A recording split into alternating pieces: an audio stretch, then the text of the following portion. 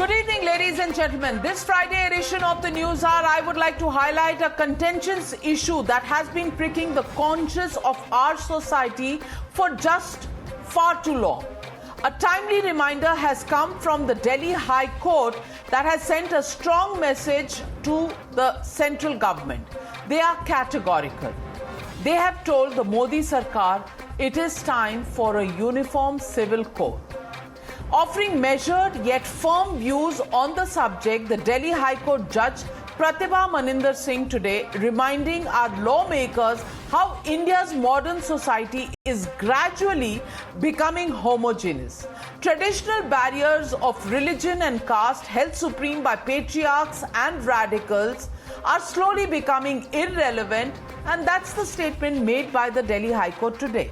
The single judge bench putting the centre on notice by reiterating their commitment to youth who are forced to struggle with issues that arise due to various personal laws. Despite the need for a uniform civil code being mentioned in the constitution and an Supreme Court direction that came in 1985, things haven't really changed, underlined this judge, Justice Pratibha Maninder Singh. 3 decades later, the Delhi High Court once again reminded the government at the centre it's high time India got a uniform code that treated every Indian as equal, unshackling citizens bound by regressive personal laws that have no place in modern India, said this judge. Before I get into the debate, here's a quick overview on why cynics, radicals and patriarchs find it hard to digest.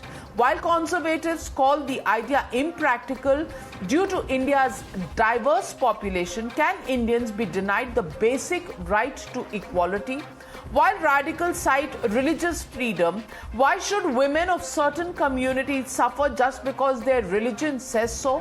While the Uniform Civil Code aims to bring India together, patriarchs harp on lack of consensus. But legal experts also cite that India's federal structure will perhaps help states to pass their own laws to negate the central law. Before we get into the debate, here's how the different sides responded to the court observations. Unfortunately, we have different law. We have different laws for minimum age of marriage, for grounds of divorce, for maintenance, for succession, for adoption. This is not the dream of our framers, constitution makers. And this is duty of the center to enact a uniform civil code law. Every developed country has the uniform civil code law. Singapore has, US has, UK has, and even within the India, Goa has the uniform civil code. It's a time to draft a uniform civil code. This matter is pending in the Supreme Court, and I request government to file the response. We will have to take the confidence of the various sections of Indian society. The proposal to have uniform civil code will have to be thoroughly examined and debated in the House before it could be implemented. Because once a uniform code is brought into force, it is not just against the Muslim minorities alone. It would also affect Parsis, it would also affect Sikhs, it would also affect Hindus. In Parliament, such proposal, if flowing from the government, needs to be thoroughly discussed. Well, India is a country where we don't have one caste, one religion, one law for different religions. So how does the government actually plan to bring about this uniform civil code? Is for the government to decide. But I don't think so it will be successful in a country where you have so many cultures, you have so many castes, you have so many religions, you have so many different socio-economic status of different people. We personally feel by bringing about this uniform civil code debate at this point of time is nothing but to create a controversy at a time when the elections are due in numerous states. I think it's a controversial decision that the government is ہمارا صرف یہ کہنا ہے کہ ہندوستان جو اپنے آپ میں پوری دنیا کے اندر اپنے مختلف کلچر اور مختلف تہذیب کے بارے میں مثال رکھتا ہو، جہاں مختلف ٹریڈیشن کے ماننے والے لوگ ہوں، جہاں ٹرائبلز کا ٹریڈیشن الگ ہو، شہر کے لوگوں کا لائف اسٹائل اور ان کا طور طریقہ الگ ہو، تو ایسے میں پورے ملک کے لیے ایک قانون بنا دینا یا ان کے خانگی مسائل کو حل کرنے کے لیے، ان کے فیملی میٹرز کو حل کرنے کے لیے ایک قانون بنانا، میں سمجھتا ہوں کہ پھر یہ بات مناسب نہیں ہوگی۔ جہاں تک مسلمانوں کا تعلق ہے تو ان کو ہمارے کانسٹیٹیوشن نے یہ رائٹ دیا ہے کہ وہ اپنی مرضی کے مطابق اپنے داخلی معاملات میں، اپنے مذہبی معاملات میں اپنے مذہب پر عمل کر سکتے ہیں۔ تو ایسے میں سمجھتا ہوں کہ یونیفارم سول کوڈ کے ذریعے سے اس ادھیکار کو ختم کرنا یا اس چیز کو کسی ایک قانون کے تحت لانا، میں سمجھتا ہوں کہ یہ وقت رہتے ہوئے مناسب بات نہیں ہوگی۔ So the legitimate question on the news hour tonight is, will Modi Sarkar deliver uniform civil code? That's the question and that's the debate. Ek Bharat, Ek Kanun. The debate coming up on the other side. You're watching the News Hour at 9. Debate number 1 on Times Now. Super Prime Time. Joining me tonight, Dr. Sambit Patra, national spokesperson of the BJP. Also joining me tonight is Ishkaran Bhandari, advocate of the Supreme Court. Tehseen Poonawala, political analyst. Atikur Rahman, Islamic scholar, joining me live. But my first question goes to Juhi Singh, spokesperson of the Samajwadi Party, joining me live from Lucknow. जूही सिंह जी, मैं आपसे पूछना चाहती हूँ, अब तो courts ने भी ये पोजीशन ली है कि हर इंडियन जो है वो एक कानून को फॉलो करे, और हमारी कॉन्स्टिट्यूशन में कहा गया है कि हर इंसान इक्वल है, उसका कोई भी मजहब हो, कोई भी रिलीजन हो, कोई भी कास्ट हो। Equality is the basic factor on which our constitution is standing. I want to ask you, Juhi Singh ji, triple talaq law was something that was brought in by this government, and as a woman, you would say that it does give some rights to the women of the minority communities, the Muslim community, and similarly, all laws should also give women the same position. Why should a Muslim man be allowed to have 4 wives? Why should he not be absolutely loyal to one woman, and if he cannot live with that person, there are divorce procedures that are there, go through it, and you know, you can exercise your options otherwise. Why should a woman always live in this fear that her husband can bring in another woman any day that he desires to do so? As a woman, do you think a uniform law for all is the need of the hour in the 21st century? Navika, this is a question which I think we've answered very, very categorically from the time of Dr. Lohia. Then also, as a political party, we have said that if any laws of various religions, various communities, India has numerous religions, numerous communities, practicing their own customs, their own traditions, then it must come from within. Regarding the UCC, I think the Law Commission was already a few years back asking for responses, and then also the Modi government was in power. So it's really for them to engage with these communities if they want to bring in a law and to bring an effective law. The judgment you quoted was in relation to the Meena community. What is your their position? Laws of marriage, divorce, of course, inheritance. The Modi government is the government in power, but will you begin to criticize the Modi government the minute they begin deliberations or discussions कि ये तो आपकी manifesto में है और आप एक हिंदू राष्ट्र खड़ा करने जा रहे हैं? आप मुझे अपनी पोजीशन बताइए as a woman leader of the Samajwadi Party. What do you think? Yes. Navika, as a leader of the Samajwadi Party, I think the central government should be talking to the various communities, whether it's the Muslims, the Christians, the Parsis or the tribal communities, and they are the stakeholders, or the Hindus, and engage them in the conversation. It is much later that the body of the law will come in the parliament, and I hope then democratically we will be discussing it, not like the agricultural laws we have passed, just bring it about, because then it will not be effective and you will not be able to serve the purpose which the Supreme Court or the High Court is asking. And I am a leader of the Samajwadi Party, and that is our official position. Now, if the BJP wants to bring in some other issues, it's really up to them. But it is a serious issue, and it is a very sensitive and a fragile issue. So we'll handle it in the similar manner. We do not interfere into religious or personal matters of any individuals, and that's why otherwise we could have bought the UCC with the constitution itself. And then also there were certain leaders who could understand the intricacies and the let's say the implications of really imposing such a law. We've seen it in 75 when the Congress brought emergency or other laws which were not really discussed, did not involve the stakeholders, just imposed on them. So discuss with other people, the politics comes later on, we'll deliberate it then, Navika. Yes. Well, Dr. Sambit Patra, 1985, the Supreme Court took a decision and communicated to the then government. 36 years have passed. It remains a part of the BJP's manifesto to bring in a uniform civil code.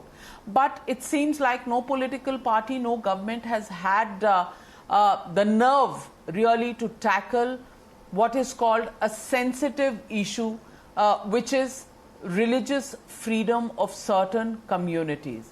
Dr. Sambit Patra, with the Delhi High Court today taking a position that it's time to implement what was said by the Supreme Court in 1985, how determined is the BJP to bring in this law? It's been part of your manifesto in 2014, it's a part of your manifesto in 2019 as well. लेकिन CAA, Article 370, ये सब आ गया, लेकिन uniform civil code अभी तक नहीं आया. इसका रीजन क्या है और क्या अब आप दिल्ली हाई कोर्ट का जो ये इशारा है ये समझने के लिए तैयार हैं?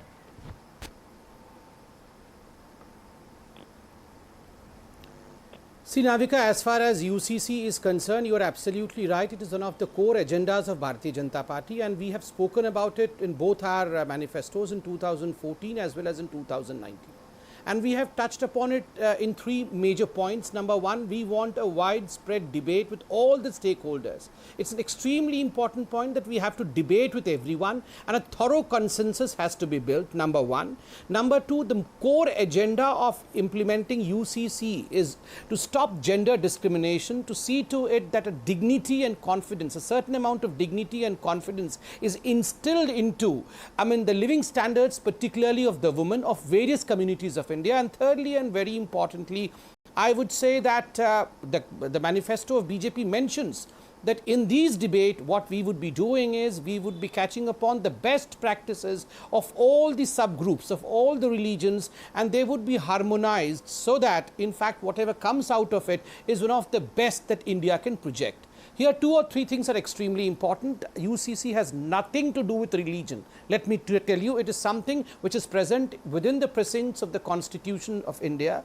Article 44 mentions UCC as a directive principle and categorically states that for a fair governance, UCC is something which is essential, but then leaves it to the executive.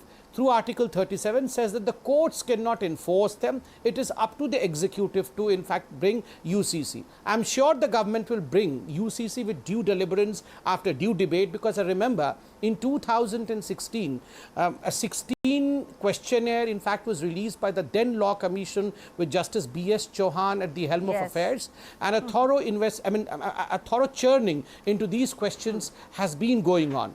Thirdly, I would say, let me at the end quote what Baba Sahib Ambedkar, we all may belong to different ideology, but at the end of the day, what the constitution maker Baba Sahib Ambedkar had to say about UCC. I quote, and it is thus: I personally do not understand why religion should be given this vast, expansive jurisdiction so as to cover the whole of life and to prevent the legislature from encroaching upon that field. After all, what are we having this liberty for? We are having this liberty in order to reform our social system, which is so full of inequalities, discriminations, and other things which conflict with our fundamental rights. So let me remind, Baba Saheb Ambedkar categorically said that fundamental rights are extremely essential, and anything conflicting with fundamental rights which are discriminatory in nature should be done away with, and no religion in fact should stand in way of it. For instance, Goa is a state in India, or union territory in India, which has UCC, and they're living happily. There's no riots happening on the street. UCC is present in Goa. So I believe what is possible for a state is possible for India as well. Well, let me get in Tehseen Poonawalla. Tehseen Poonawalla. And yes, go on. Go on, Juhi ji. Go on, Juhi ji. What's got to do with the riots? Yeah, I'm just, Dr. Patra, how is UCC or deliberations, what has that got to do with riots? Are you really asking the people to think in those terms? That's where, there's a doubt on your intentions, whether you believe in what Baba Saheb Ambedkar said, or are you setting an agenda for your self? I mean, everybody spoke reasonably about it. The civil laws have been evolving, have been changed over years under various court decisions. And yes, I think you were on the panel also, if I remember correctly, when the questions were invited from the law panel, the questionnaire they sent out. So what's this rioting and public unrest? If you want to engage with this various stakeholders, do with an open mind. Why have this caveat about it? Fine, Juhi Singh ji. You want Sambit Patra to engage with an open mind and deliberations to be conducted. But I want to ask you, as a woman leader of the Samajwadi Party, do you think that polygamy should be allowed? It is not allowed under the Hindu rules. It is not allowed under the Christian rules. Do you want Muslims to allow men to have 4 wives?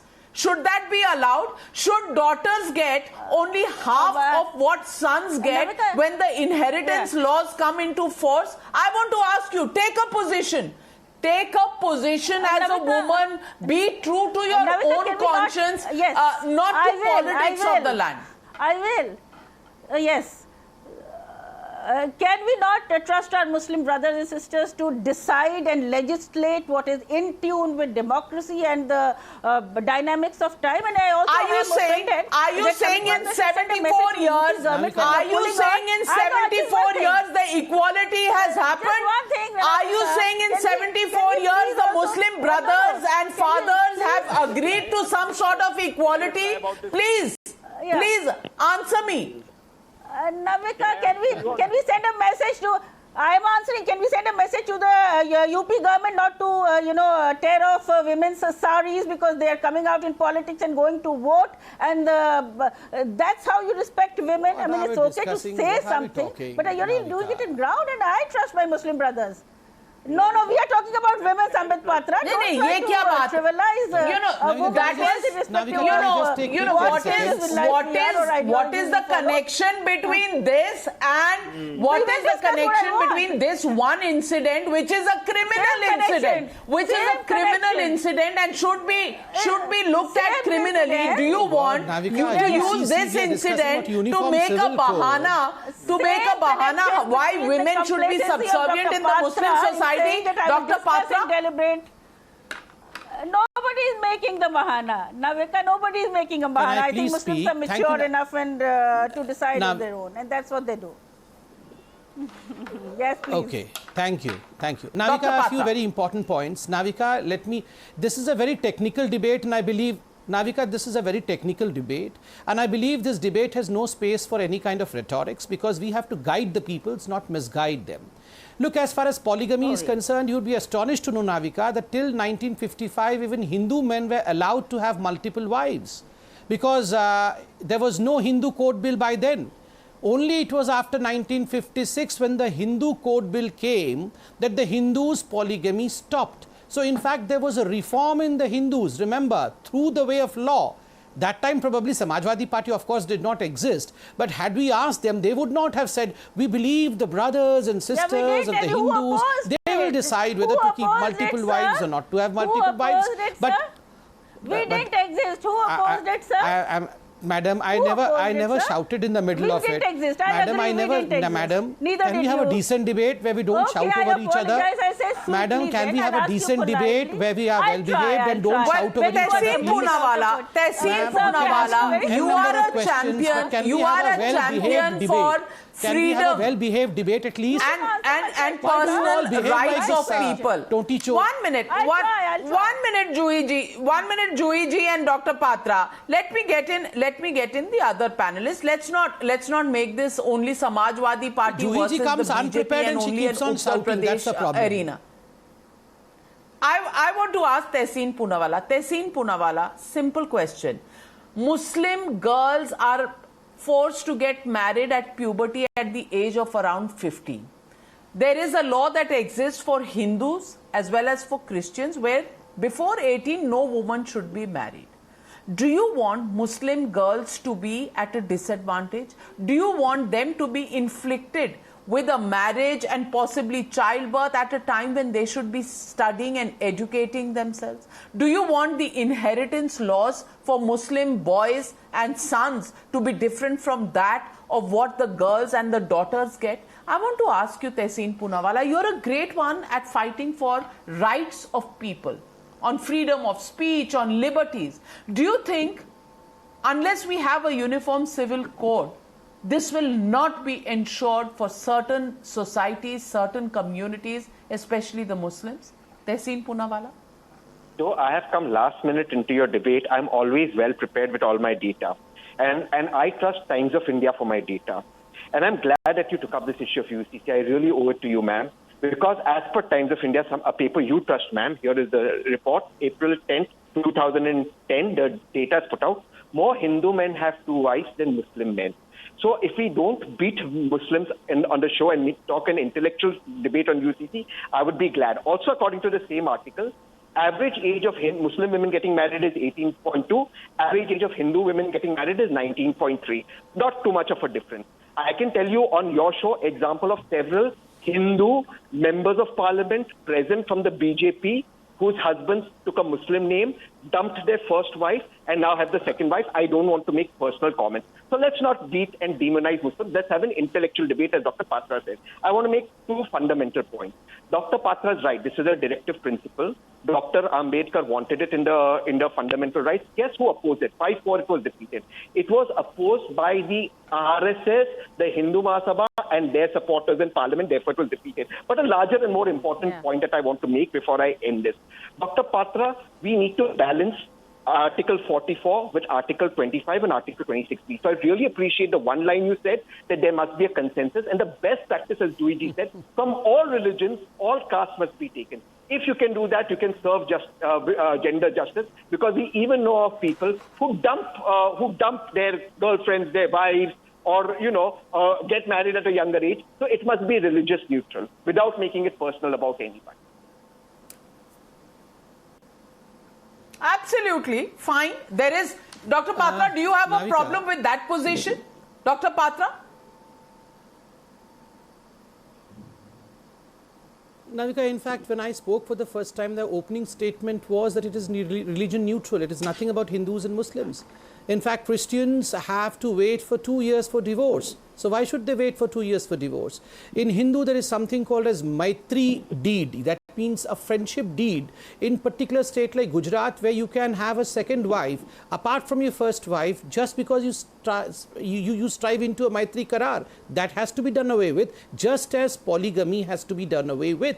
So it is all about dignity and confidence of women transcending across any religious line, and we have to harmonize the best practices of all religion. So why in fact the people who perpetually carry this victim card always take out their victim card and say that everything is about Muslims? Who said that UCC is about targeting the Muslims? Please go and research, please go and study, and I have these 16 questions in front of me. Let me in fact, for example, read one of the question number 8, which in fact was released by the Law Commission. Do you think that steps should be taken to ensure that the Hindu women are better able to exercise their right to property, which is often bequeathed to the sons under the customary practices? The answers and the options are yes, a Hindu woman must be made aware of this right, and measures should be taken to ensure that women under pressure from family do not forego their property. Option B, no, there are adequate protections in existing law. C, legal provisions which will not help in what is primarily a cultural practice, steps to taken so sensitive the society instead. So this is about Hindu women's right. And the 9th number question is about Christian women. Do you agree that the 2-year period of wait for finalizing divorce violates Christian women right to equality? Question number 7 is about triple talaq. It is about Muslims. Should the practice of triple talaq be abolished, etc., etc.? No. This has already been Dr. abolished. Patra, So every group, every Dr. subgroup Patra, has been included. The Law Commission has gone through all the details, and Atikur Rahman, I want to ask you, Dr. Patra today should be congratulated for bringing up the Maitri Karar that exists in Gujarat, which allows a sort of polygamy even within the Hindu religion. Yes, even that should be brought to an end. And therefore, the Uniform Civil Code then becomes religion agnostic. It looks at all religions in the same light as it does possibly the Muslim religion, which is, what the Quran dictates, which is 4 wives allowed, daughters should have lesser rights than sons. I'm only saying, nobody is saying that this should come in one sweep. Well, it is what the Sharia law allows. That is what the Sharia law allows, and which is why they have hung on to the coattails of the Sharia law. I want to ask you, Atikur Rahman, as an Islamic scholar, I want to ask you, Hindu women, Muslim women, Christian women, should they not be subject to the same laws, the same kind of fundamental rights that exist in the law of the land, rather than having different interpretations of the law? Atikur Rahman. Fine.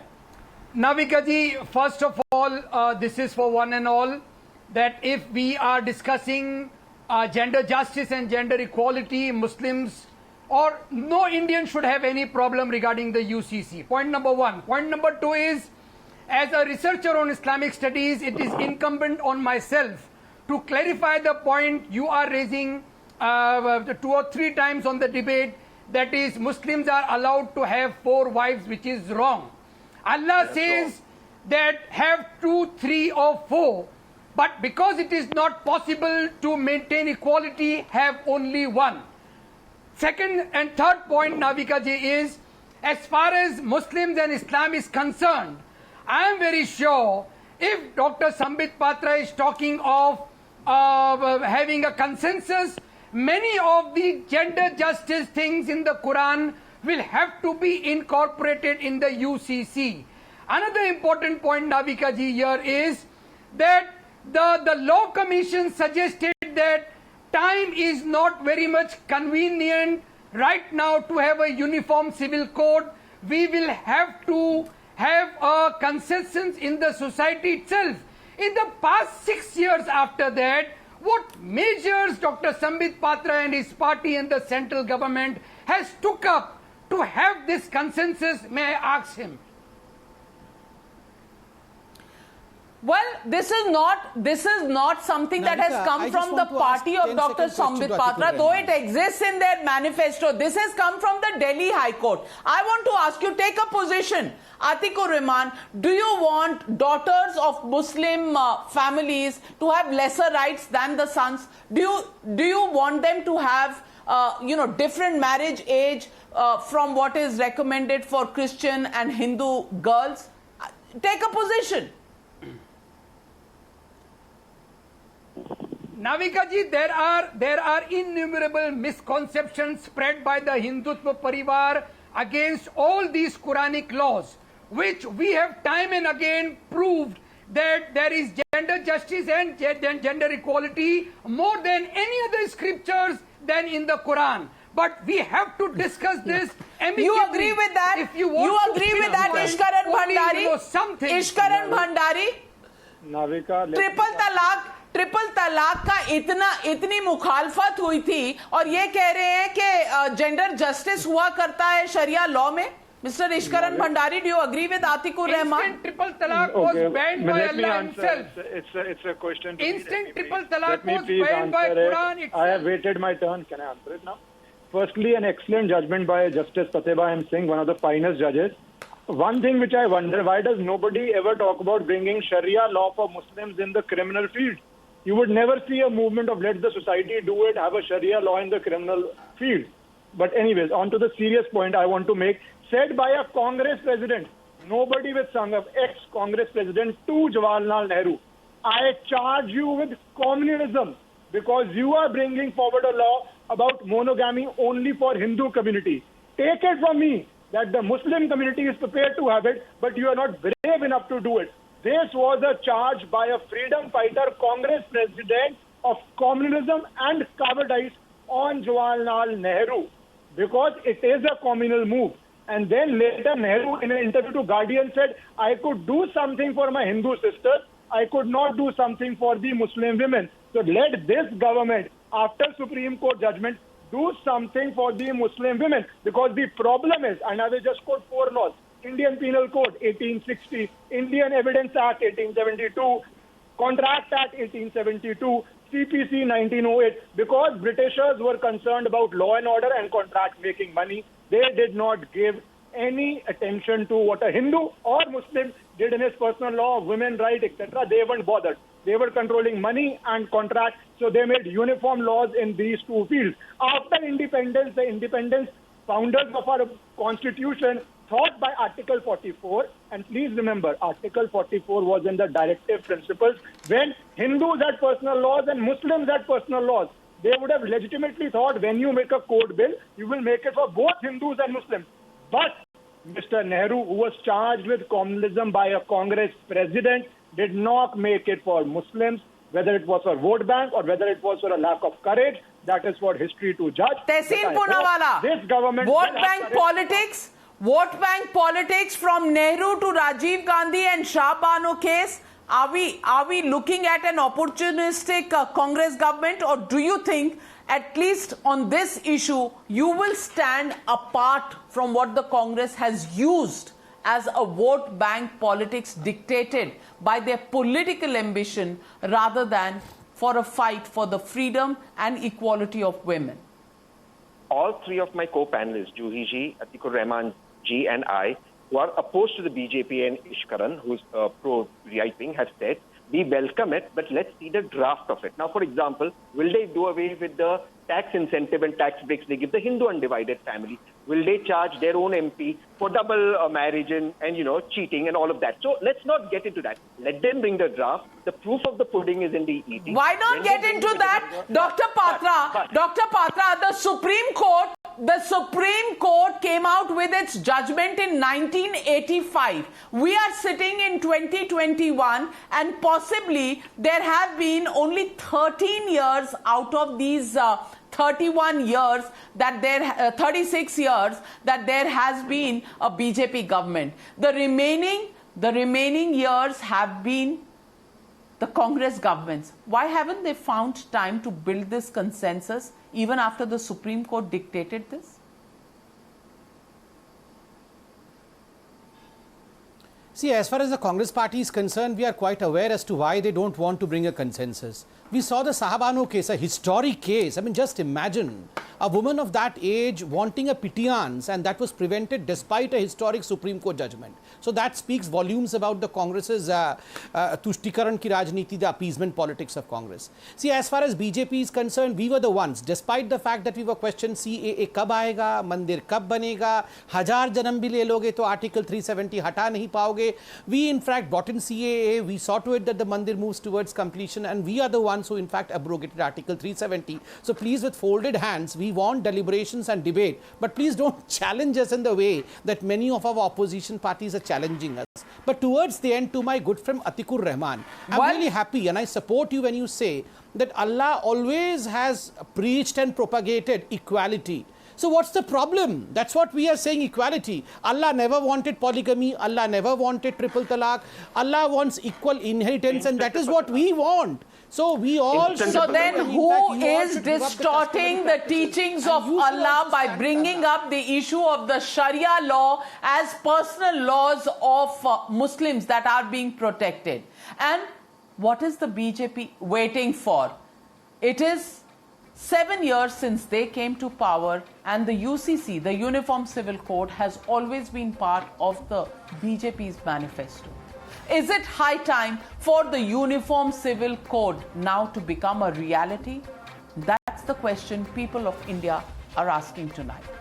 Thank you very much, ladies and gentlemen, for joining me on debate number 1. On the other side of a very short break, Anupam Kher talking about how he saw Dilip Kumar and his interactions with him. The greatest tragedy king who didn't like to be called a tragedy king. That report and that conversation coming up on the other side.